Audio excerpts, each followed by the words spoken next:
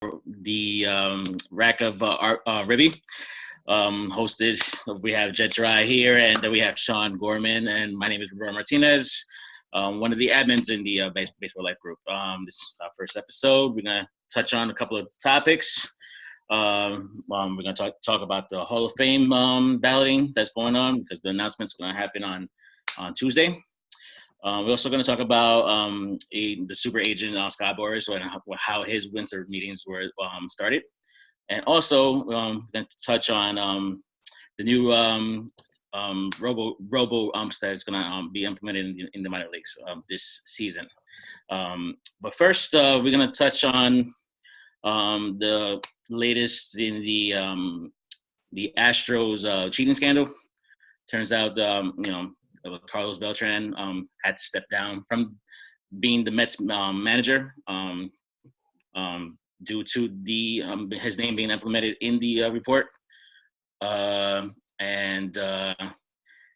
He pretty much tried to push it to the point where he wanted to stay because he thought he could do it with the media.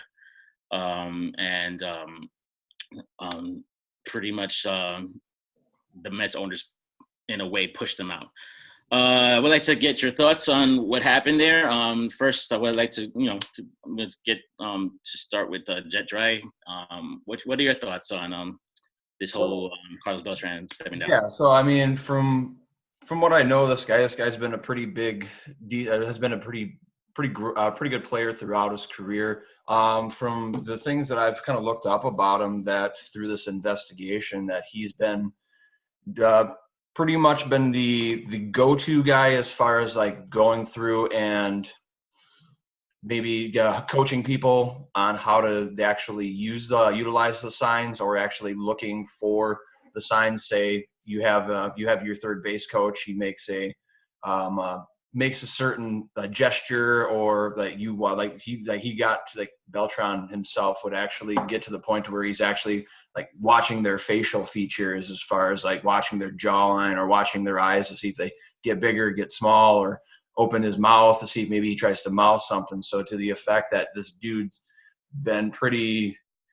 it knows human body language as well as he does. I mean, it's pretty incredible on how he was able to orchestrate as far as utilizing just the natural human element. I know I kind of had a little bit of that experience as far as, like, I know I used being in the military myself. My first deployment was as a prison guard, whatever, was to look out for that kind of sign. So it's pretty intense to see, how on such a huge scale of like playing against different teams and being able to like nitpick, and just, it's crazy to hear him do that. Regardless, it doesn't seem right as far as game wise, because yes, it may cause and it may give your players an advantage, but utilizing the technology in the form that it is, it's kind of takes away from the feel of the game. Like, we've always known, like, the unwritten rule of being like the second you're having like your second baseman or whatever, trying maybe try to look around, nitpick at the catcher and stuff of that nature. But to use technology to that sort of extent, it definitely takes away from in my opinion, away from the value of the game. Right. That's kind of how I feel. Totally agree on that. Sean, what are your thoughts on? My issue alone is with the Mets ownership, is during the interview process, you knew this was going to get brought up. Did you ask him? And I'm sure if they asked him, did he lie? If he lied, then I could definitely see why they parted ways with him. But if he told you that, he had involvement with this whole cameras instance with the Astros, then how could you fire a guy that you already knew the outcome? You already knew what he told you about and everything. And it sucks because Beltran is well respected around the league. A lot of people said that he's like a great character, great guy all around, everything. So his image is taking like a big hit right now.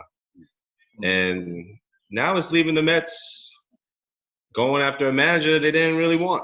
So, I mean, they chose Beltran over a couple other candidates. And now the whole question is, where do they go from here? Who do they look for? And, it's just it's another black eye in the sport, which sucks.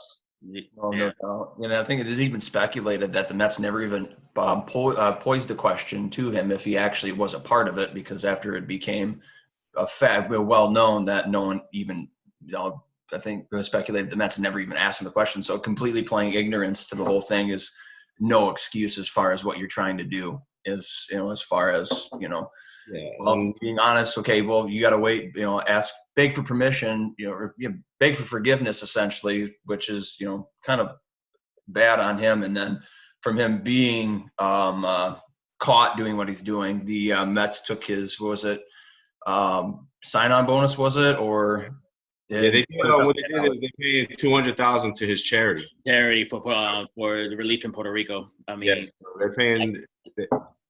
So I guess that don't hurt them too much. But my thing is, if he would have been the manager, the New York media would have ate it up. Yeah. Spring training's not even here yet. The players would have been bombarded with questions, everything. It's like, New York media is timed 100. Mm-hmm. That's all you're gonna be. You can be on a 5-game win streak, and what was your involvement with the Astros is gonna be brought up. Exactly. So that's just a distraction, let alone that they don't need. To the effect, if Derek Jeter could look at, George Bush, the president of the United States, during the whole 9/11 thing, and saying, you better throw a strike, or, the Yankee fans are going to eat you alive. That says a whole hell of a lot about a guy who, is going to manage a baseball team and get caught for helping an entire franchise steal signs. Exactly. Right. And my quick thought on everything here. Yeah, it was just it. I talked to a lot of Met fans out there.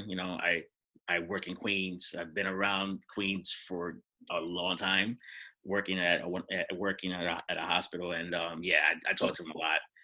Yeah, and I kept on telling them if they would have kept him, New York media would have just ate it up, buried him. Yeah. So, all right. So we're gonna move forward a little bit here. So we've got we had a list. We had some potential conversation about potential candidates that could be replacing him. I don't know if any of you guys were able to what you guys had figured out as far as who the name I just heard recently was actually Dusty Baker, which I don't like that fit personally. But I mean, I'm hearing Eduardo Perez, Hensley Mullins, and then Luis Rojas, who I believe has been in their organization since 2006, who I hear is kind of a favorite of some of the fans that I know. Well, I don't know. They got to get it right, whatever they did. Because me personally, before the offseason, I thought Joe Girardi would have been a good fit for them. Yeah, I agree with that. But chose to go for the Phillies, I guess. So I guess it was a much better fit for them there.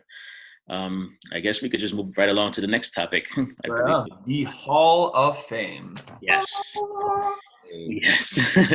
So the Hall of Fame balloting well, it's gonna be everybody's gonna know who's gonna be going to the Hall of Fame this Tuesday, January 21st. It's gonna be at 6 p.m. Eastern time. We will find out who's making it into the class. What network is that supposed to be featured on? Yeah, I believe it's the MLB network. Yeah, and so far we've been tracking the voting process of the Hall of Fame balloting, and so I'd like to share this little thing here. Just give me one second. Bear with us while we kind of got this whole thing figured out, but it's just a little bit rusty as far as operating some of the technology that's on this thing. So yeah, do what you got to do there, Robert. Yeah, so here it is. I hope everybody's looking at it. Hope everybody sees it, actually.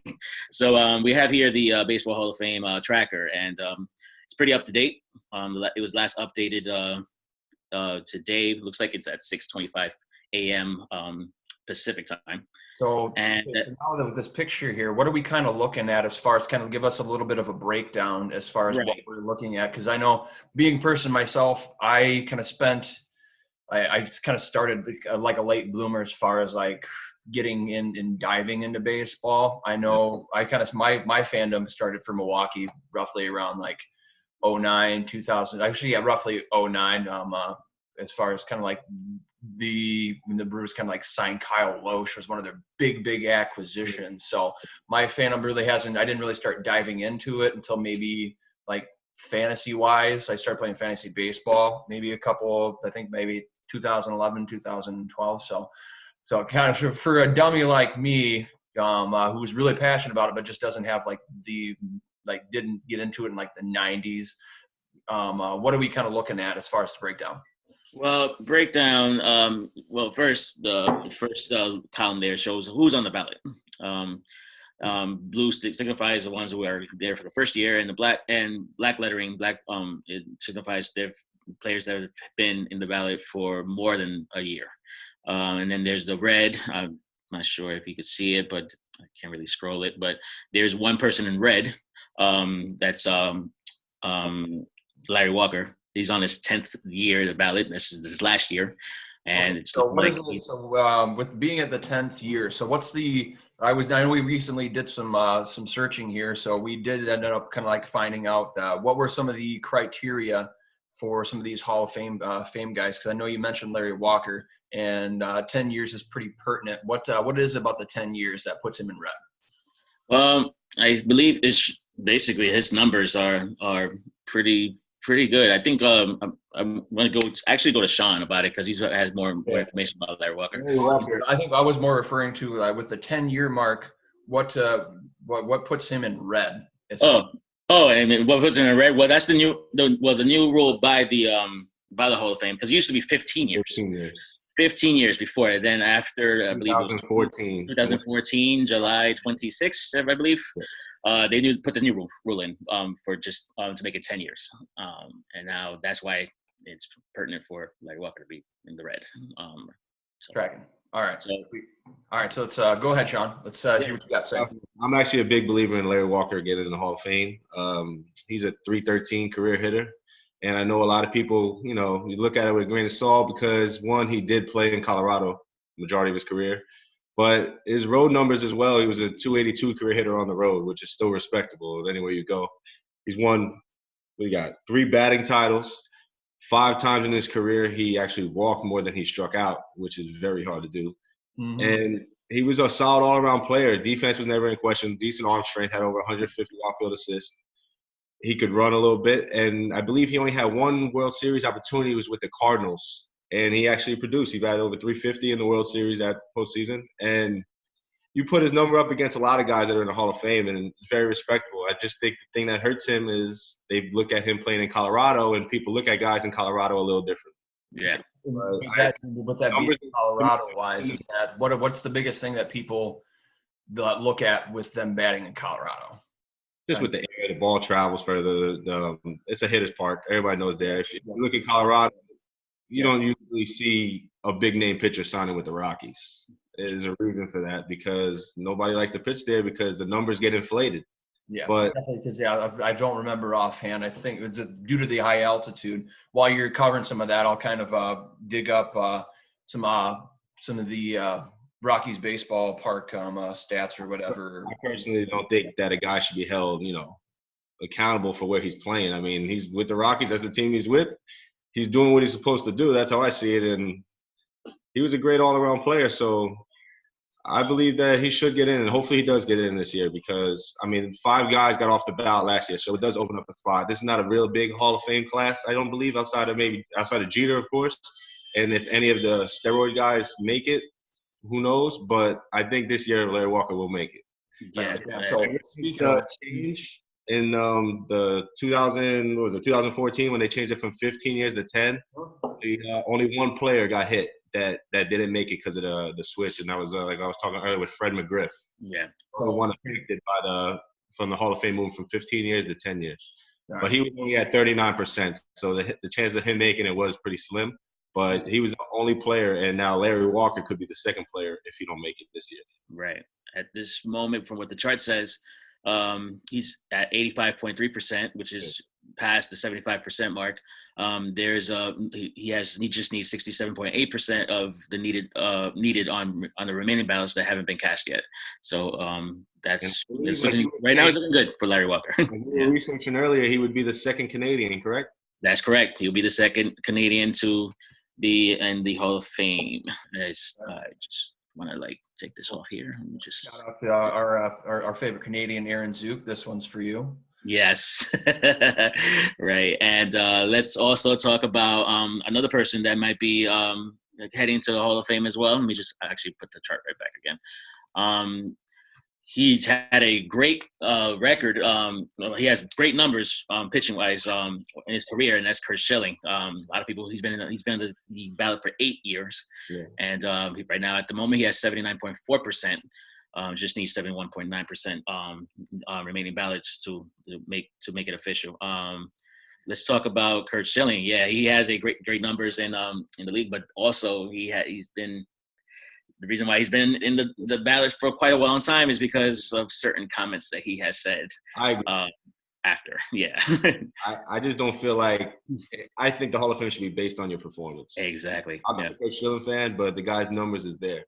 He's the second pitcher outside of Roger Clemens to have 3,000 strikeouts not to make the Hall of Fame. So it's like, come on now. His numbers are there.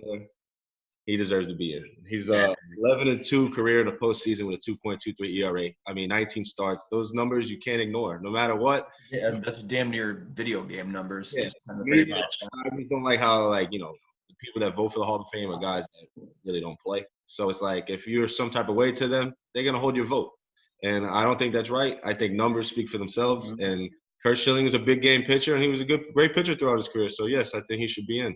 Right. I mean, yeah, just by kind of going through some of his numbers or going through his career, he had 9 years with the Phillies, 4 years with Arizona, 4 years with Boston, 3 years with Baltimore, and a year with Houston. So in total, he had 13 years in the NL and then 7 years in the AL.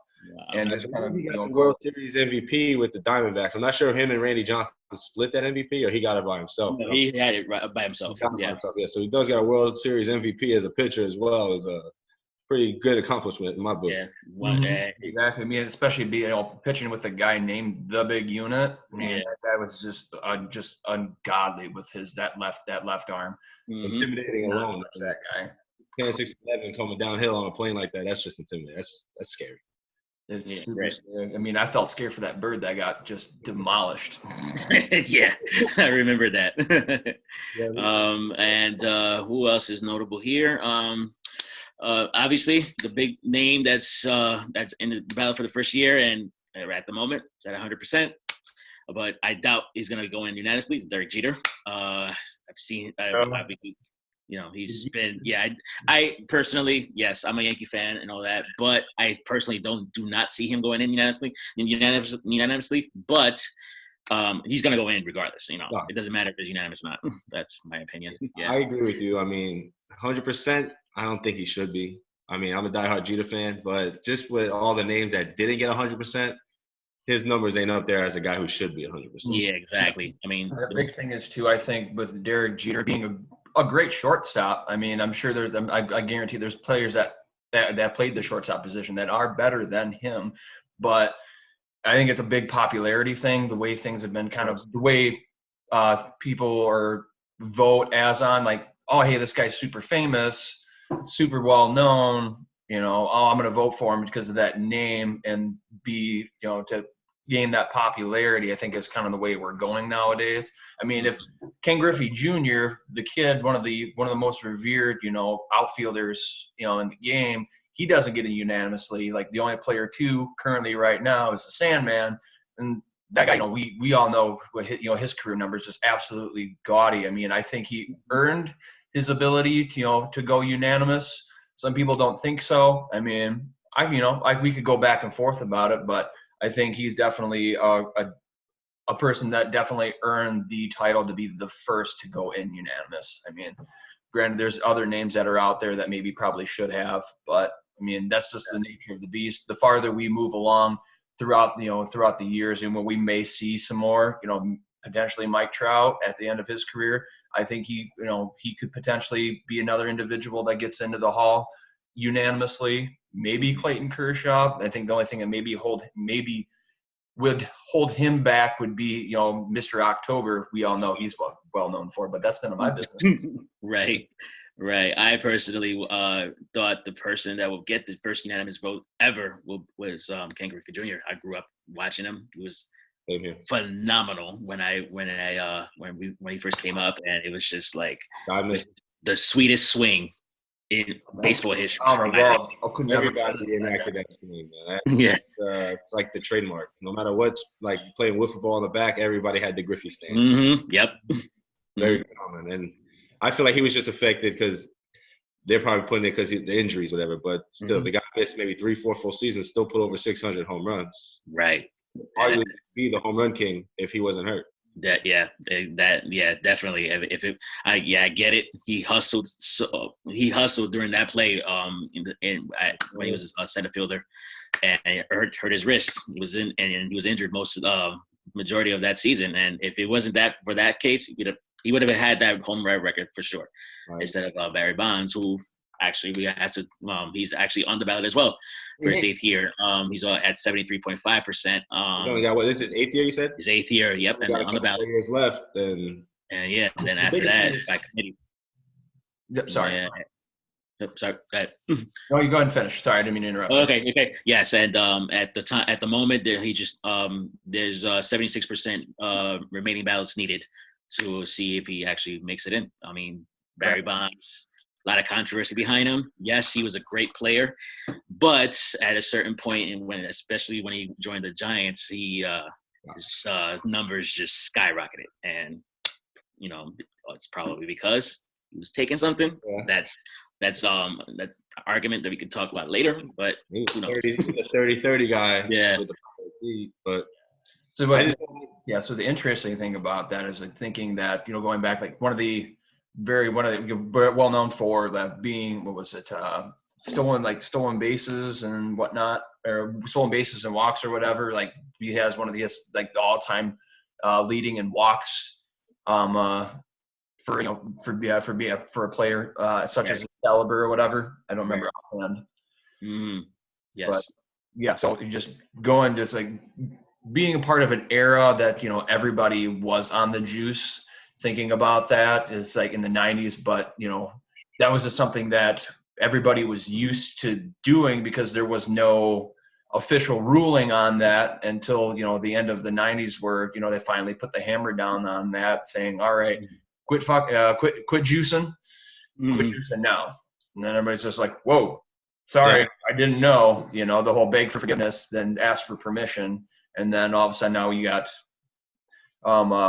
people like Barry Bonds, the 500 club, to going, to like all of a sudden like going to the Giants and then just putting up video game type numbers. You're going from a dude that's not necessarily a small guy, but just like medium frame, to just like fee fi fo fum, I'm gonna hit this baseball and clobber the piss out of it. Right. I'm actually getting a message from the chat from Henry Maldonado, one of the admins from Baseball Life. He doesn't want Bonds and Clemens to be in the Hall of Fame. And let's talk about Roger Clemens, the last player we're going to talk about for the Hall of Fame. Right now, he's at 72.4%, 76.9% needed for the remaining ballot. It's possible. Yeah. Both of them could go in. It's a possibility. If not this year, most likely, definitely next year. They probably go in. Clemens, another one. He was a douche with the media. Yes, he was. His attitude and stuff. I mean, it's just hard. It's like, especially baseball. I mean, you look at it now. You got your all-time hits leader, not in the Hall of Fame. All-time home runs leader, not in the Hall of Fame. So it's like every time we got people that are actually like good numbers are there, it's like, what are they doing? Right. And it's just I think it's just a bad look, honestly. But Clemens, I think next year he gets in. Yeah, it looks like it. And he, again, hell of a player, but he was part of that that group that he was apparently using. It's crazy. I mean, I just want to touch on this very quick. I mean, for a pitcher to use performance-enhancing drugs, I just don't understand that part. I mean, so if somebody could clarify how that makes you a better pitcher, I don't know, but still, it's like I just don't understand why he did that. I can see that from an offensive player, but for somebody who plays just a pitcher, like it's weird that he went that route. The good thing with that would be that when you're getting up there in years, you've got your body naturally, degrades after a while. And it's always been said, trying to throw a heater is one of the most violent things that you can do to your arm, after a while. Yeah, people try to take, stuff like HGH, which is a banned substance, in itself, but a lot of players are trying to figure out ways to heal themselves faster or trying to get themselves keep themselves in shape as throughout their 30 plus years in the, or I should not say 30 plus years, but in their 30s, whatever, because once people say roughly around like 32 to like 34, like your prime years as a player, not necessarily that specific time frame, but like roughly like your early 30s are like the prime time of your career before like hit roughly 34, and then your body starts naturally falling apart. So you got guys say take like Bonds or Clemens, where they're they're starting to lose a little bit of their power. Well, guess what? It's time to start juicing, get myself back on the white horse or whatever you want to call it, to give themselves that extra edge. But Barry Bonds never was tested for it or proven guilty of it. It's just word of mouth. But I think with Clemens having to go through that court hearings and stuff like that, and I think he was one of the very few that were proven. Am I wrong? I believe so. I believe so. Yeah. And I guess that's it for the Hall of Fame. Hopefully we'll find some answers about the Hall of Fame coming up this Tuesday. Hall of Fame again? This Tuesday, January 21st. They're gonna start coverage on MLB Network at 3, but the announcements won't happen until 6. I guess they're gonna have like a little montage of who's who has the possibility of moving on to the Hall of Fame for this class for 2020 and such. Media wants to blow everything up, I guess. But I just wanted to, at 6 o'clock, that's when the announcements are going to be made for all the people who are making it to the Hall of Fame. So. Right on. All right. So moving forward, we got roughly about 15 minutes here to cover. So our next topic is going to be the man, one of the hell of an agent. I wish I had him as my agent, Scott Boras. Right. Currently, I had roughly $1.5 billion in just roughly 3 to 4 signings. Roughly. And what were some of those players that he had signed? And I know you Yankees fans are going to be like, we know we know who we love. Right. You guys want to go ahead and take that. Right. Most notably is Garrett Cole. That's the pitcher that we wanted. Brian Cashman said it. It's basically the white whale that he's been trying to catch. And there's other players as well that he signed, that he helped sign. There's Mike Moustakas. There's Anthony Rendon, for you Angel fans out there. Hopefully anybody is listening from the West Coast. Steven Strasburg is staying with the Nats, $245 million. I'm not sure how many years. I believe it was 7 years. 7 years. 7 years. Those are the most notable. There's other clients he has as well. There's Ryu. He was signed with the Toronto. Maybe Blue Jays. Dallas Keuchel going to the White Sox. Felipe, that's for you. One of the signs. One of the signings that still hasn't been signed yet is Nick Castellanos. But that could change anytime. Of course. We could be sitting here right now and he could be getting signed. And that's actually one of those, I kind of like talk about that guy a little bit. That guy's been pretty stellar. I mean, especially when the Cubs picked him up. Right. He's been producing. And so I think his thing was, from what I've been hearing like off of like sports news and stuff like that, is he wants to find a team that if he does sign, he wants to be able to find a team that he can I guess say vibe with, as far as like as a team effort, more than so that just signing with a team to make the money, kind of like Cole. Bills, y'all. Yeah, I know the Texas Rangers are going hard after Castellanos. They've been trying to make a move, and I believe Castellanos and Marcelo Ozuna right now are both on a standoff to see who's going to sign first, because I feel like they kind of control each other's market. Right. One of them gets this, the other ones might try to get a little bit above what he got, or use that as the point. Like, you know what, Castellanos got this contract. That's what I'm looking for as well. Yeah, so I think with that too, kind of thinking about that, I think Mike Trout set the tone as far as getting paid, what was his total amount? Was it $500 million for?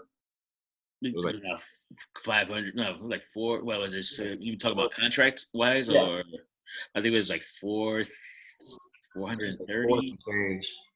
change, yeah, Something like that. yeah.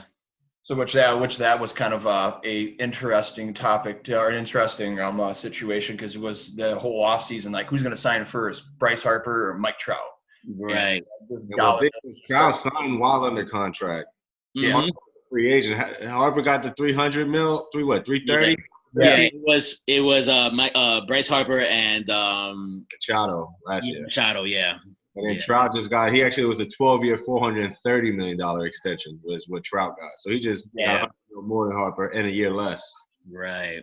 Yeah, right. So, which is interesting because I think that kind of set the tone as far as like players moving forward with getting the money that they think they deserve, not necessarily the money that they actually do deserve. Because we could talk about Josh Donaldson, 34-year-old, I wouldn't call him a stud, but a serviceable third baseman that maybe has about 2 years left because, 34 years of age, 100 mil, 4 years.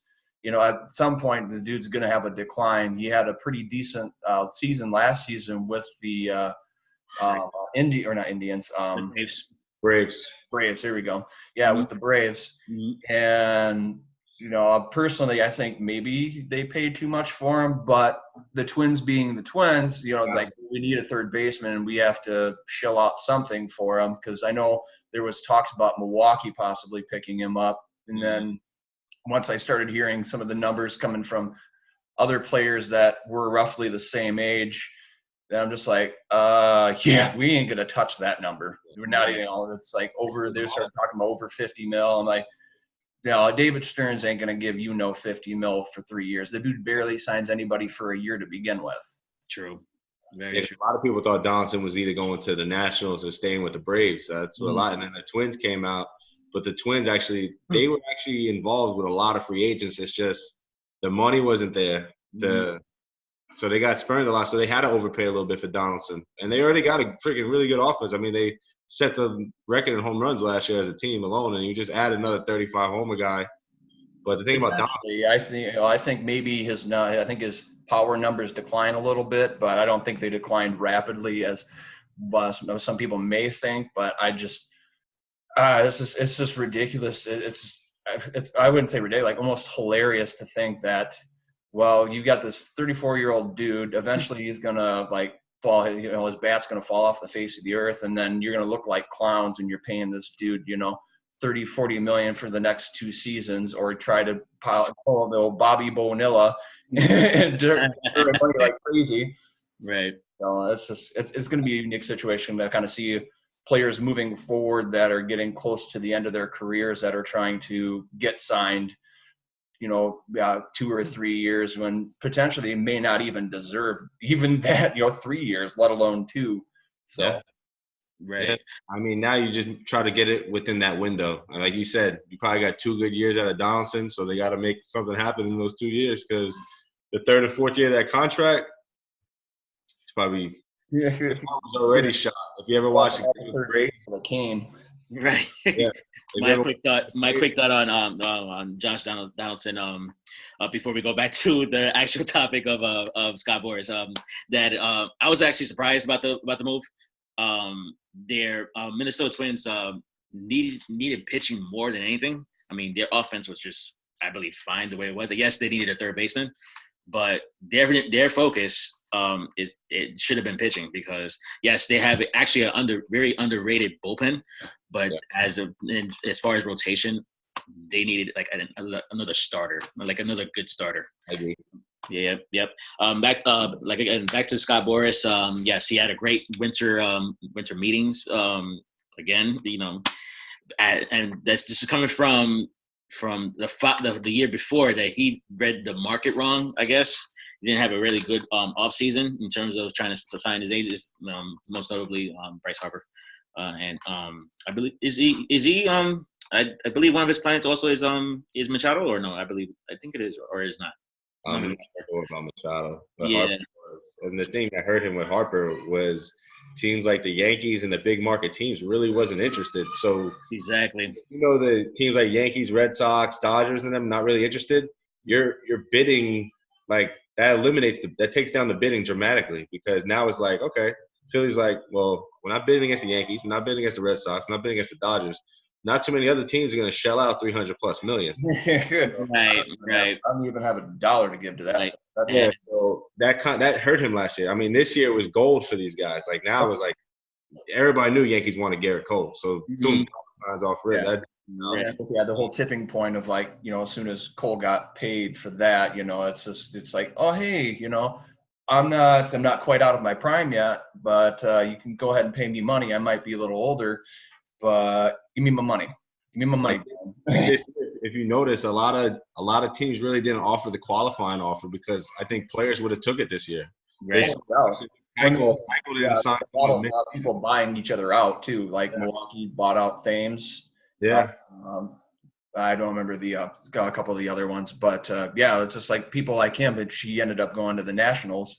But yeah, they didn't want to pay him $7 million because in their mind he wasn't worth it. And granted, he wasn't really, he was versatile for us as far as first base and being able to play outfielder, but he wasn't worth no $7 million.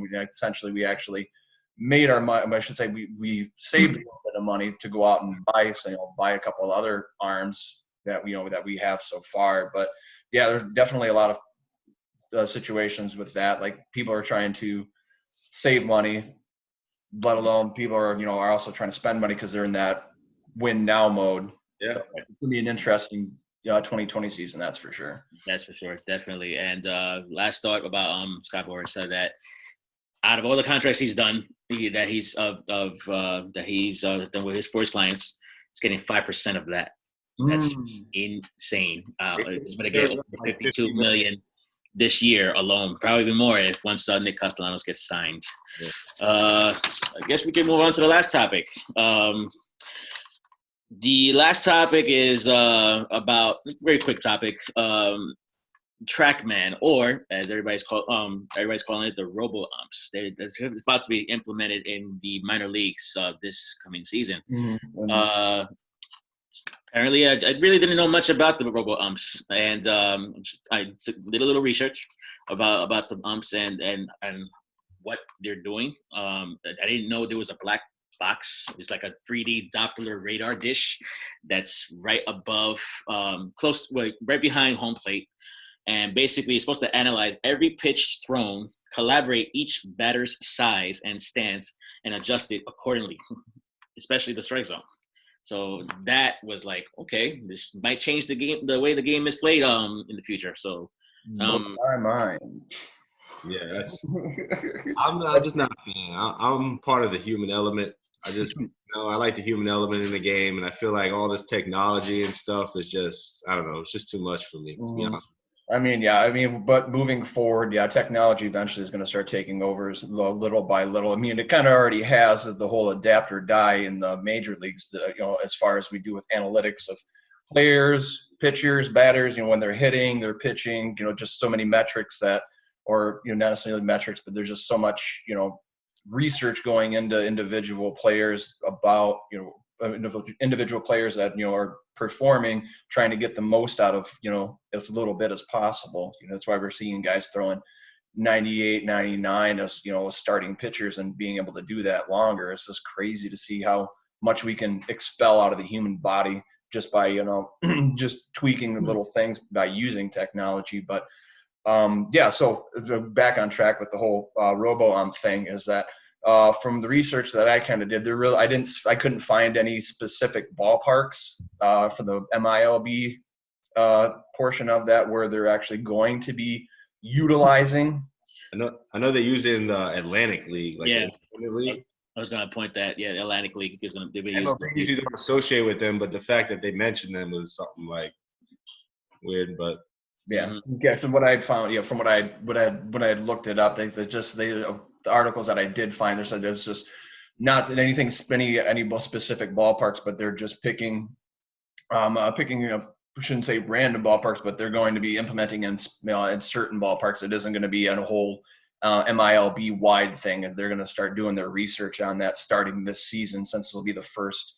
Actually, this is the actual first year that they're going to be doing that, because the umpires union or whatever had officially signed on as far as letting the MLB implement that in the league.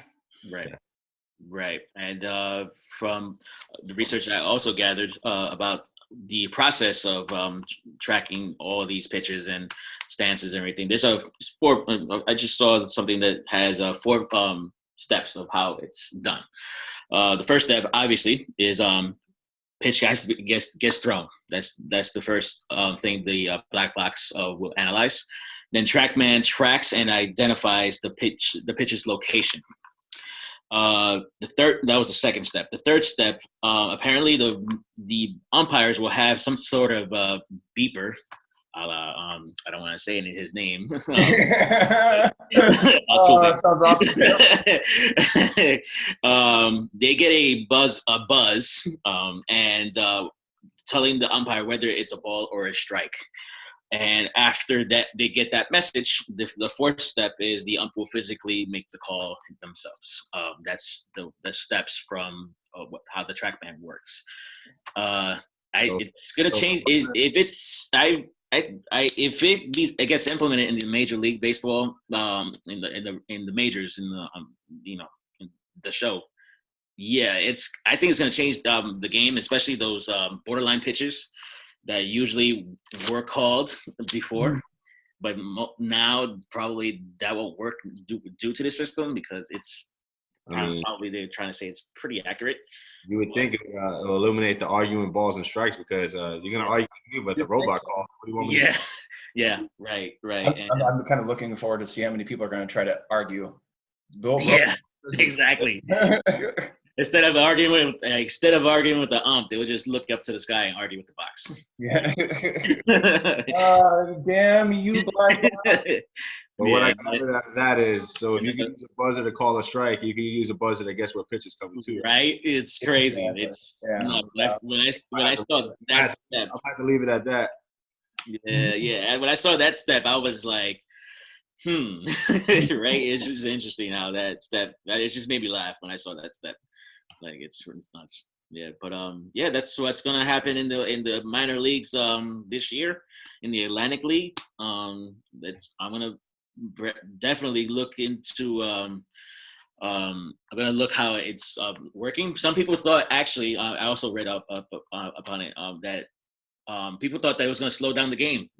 And one person said that apparently it doesn't. It makes it a lot smoother from what they've experienced because I guess they were experimenting in some leagues or games last year or something like that. And they said that it moves the game a lot smoother with this robot ump. So let's see what happens. I'm definitely going to be following the story and see if it's going to make it to the majors, or probably not. Let's see. Yeah, we'll figure it out. I mean, once we get to that point, I think at some point, I think maybe not necessarily 21, 22, maybe 20, maybe 24, 25, we could see something to that effect. But I mean, you know, no one ever really knows, but essentially, you know, we're getting to that point to where people are so ingrained with trying to get 100% accuracy that, you know, it's going to get to that point, not necessarily maybe in the next three years, maybe 4 or 5, we could see something to that effect. So right. Mm-hmm. But all right, I mean, I think we've just about overstayed our welcome here. So yeah, we touched on everything. We got. I think we talked a little bit about Carlos Beltran and his situation, finding himself in with, you know, stealing signs from other teams. The Hall of Fame, talking about Jeter possibly going unanimous. Juicers in the Hall of Fame, or necessarily people that are going to, or that are in line to get that one to get in. To Scott Boras and all that money he made, you know, dollar bills, y'all. Pretty much. And our last topic here with the electric umpire. So we are going to go ahead and sign off here. We got our show coming up when, Roberto? Yeah, we have our next episode of Rack of RBI on Friday, February 7th. It's going to be at 7:00 p.m. That will be our next show. And also, I'd like to drop in this Wednesday, 6 p.m., drop into the Food Life podcast, see what Johnny and Matt got cooking up in the lab this Wednesday. Looking forward to that. Right on. And then one thing I wanted to say was if the Astros came to the NL where they were bottom basement dwellers, they would probably come back right to where they started. That one's for you, Henry. All right, guys. All right, it was good chit-chatting with you guys. Hopefully you guys enjoyed our show. Come back on Friday, and we will spill the beans on other things, new topics coming up. So, all right, guys, it was good chatting with y'all. You guys Definitely. Take care. See ya.